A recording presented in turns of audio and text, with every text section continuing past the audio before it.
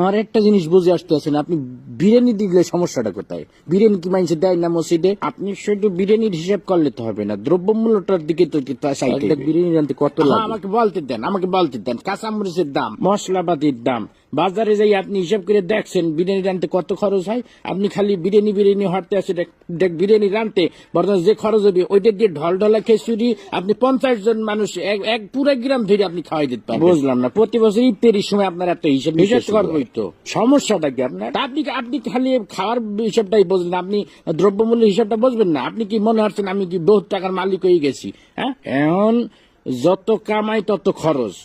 এই যে আপনার মসজিদে প্রতি মাসে ইমাম সাহেবের বেতন না দিলে ইমাম সাহেব চলবে কেন? আমার কথা বলতে দেন।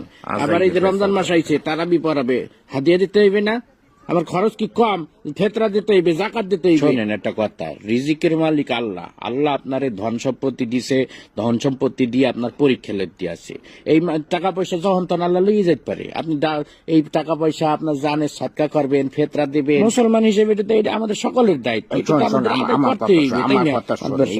সবাই বয়ান করে যে বুঝানো যায় না, বুঝছো?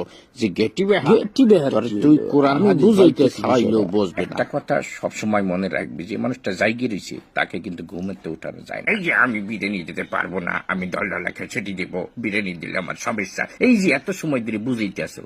একটা কথা কি ওর কানে গেছে? ও শুরুতেই বসতে আছে যে আমি ডলডলা খেচেটি দেবো, আমি বিরিয়ানি। আপনি কতক্ষণ ধরে বুঝাবো আমি? এই টাকা শোন, আমি গত বছর আমি পুরা গ্রাম বইটা আমি বিরিয়ানি খাওয়াইছি না, পুরা গ্রাম কোনো ঝামেলা হয়েছে। আমি শুধু আমাদের মসজিদ না, আমি ভাগ করে দিছি। আমি পশ্চিম পাড়া মসজিদে দিছি, উত্তর পাড়া, দক্ষিণ পাড়া সব মসজিদে আমি ডেক করে বিরিয়ানি পাঠাই দিচ্ছি। কোনো সমস্যা হয় নাই, শর্টও পরে নাই, সবাই তৃপ্তি সহকারে খাইছে। আমার মনে হয় আমার মতো সভাপতি এই মসজিদে ইতিপূর্বে আর আইসি কিনা আমার জানা নাই।